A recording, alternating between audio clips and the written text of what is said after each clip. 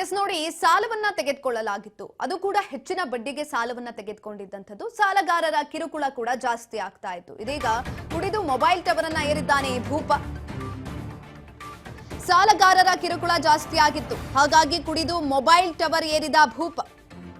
ಬಾಗಲಕೋಟೆಯ ನವನಗರದಲ್ಲಿ ನಡೆದಿರುವಂತಹ ಘಟನೆ ಇದು.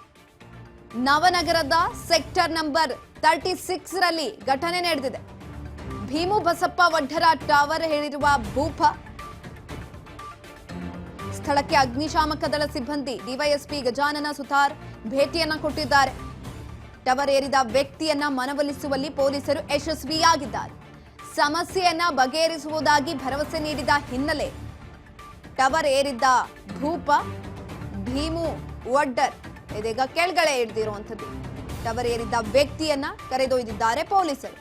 ನವನಗರ ಪೊಲೀಸ್ ಠಾಣಾ ವ್ಯಾಪ್ತಿಯಲ್ಲಿ ನಡೆದಿರುವಂತಹ ಘಟನೆ ನೋಡಿ. ಸಾಲವನ್ನ ತೆಗೆದುಕೊಂಡಿದ್ದಾರೆ, ಅದು ಕೂಡ ಕೈ ಸಾಲವನ್ನ ತೆಗೆದುಕೊಂಡಿರುವಂಥದ್ದು. ಈ ಸಂದರ್ಭದಲ್ಲಿ ಬಡ್ಡಿ ಜಾಸ್ತಿ ಕೂಡ ಇತ್ತು. ಸಾಲಗಾರರು ಆಟೋಮೆಟಿಕ್ ಆಗಿ ಕಿರುಕುಳವನ್ನ ಸ್ಟಾರ್ಟ್ ಮಾಡ್ಕೊಂಡಿದ್ದಾರೆ. ಹಾಗಾಗಿ ಮನಸೋತು ಕುಡಿದು ಮೊಬೈಲ್ ಟವರ್ ಅನ್ನ ಏರಿರುವಂಥದ್ದು. ಸ್ವಲ್ಪ ಹೆಚ್ಚು ಕಮ್ಮಿ ಆದ್ರೆ ಏನ್ ಸಮಸ್ಯೆ ಆಗುತ್ತೆ ಅನ್ನೋದು ಪರಿಜ್ಞಾನದಲ್ಲಿ ಇಲ್ಲ. ಕುಡ್ದಲ್ವಾ ಮೊಬೈಲ್ ಟವರ್ ಏರಿರುವಂಥದ್ದು, ಹಾಗಾಗಿ ಗಮನದಲ್ಲಿ ಇಲ್ಲ ಅಂತ ಕಾಣಿಸುತ್ತೆ. ಈ ಸಂದರ್ಭದಲ್ಲಿ ಅಲ್ಲಿಗೆ ಡಿವೈಎಸ್ಪಿ ಹೋಗಿದ್ದಾರೆ, ಪೊಲೀಸರು ಹೋಗಿದ್ದಾರೆ. ಎಲ್ಲರೂ ಹೋಗಿ ಆತನ ಮನವೊಲಿಸಿ ಅದಾದ ನಂತರ ಕೆಳಗಡೆ ಇಳಿಸಿರುವಂಥದ್ದು. ಭರವಸೆಯನ್ನ ಕೊಟ್ಟಿದ್ದಾರೆ. ಏನ್ ಸಮಸ್ಯೆ ಆಗಿದೆ ಬಾರಪ್ಪ ಕೇಳ್ತೀವಿ, ಅದನ್ನ ಪರಿಹರಿಸ್ಕೊಡ್ತೀವಿ ಅಂತ ಹೇಳಿದ್ದಾದ್ಮೇಲೆ ಆ ಭೂಪ ಕೆಳಗಡೆ ಇಳಿದ್ನಂತೆ. ಅಲ್ಲಿವರೆಗೂ ಕೂಡ ಅಲ್ಲೇ ಕೂತಿದ್ನಂತೆ. ಸಾಲ ಯಾಕೆ ಮಾಡಿದ್ದಾದ್ಮೇಲೆ ಈ ರೀತಿಯಾದಂತಹ ಡಿಸಿಷನ್ ಅನ್ನ ತೆಗೆದುಕೊಂಡಿರುವಂಥದ್ದು. ಬಾಗಲಕೋಟೆಯ ನವನಗರದಲ್ಲಿ ನಡೆದಿರುವಂತಹ ಘಟನೆ ಇದು.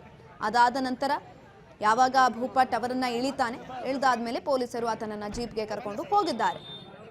ಕುಡಿದ ಮತ್ನಲ್ಲಿ ಮಾಡಿರುವಂತಹದ್ದು ಇದು.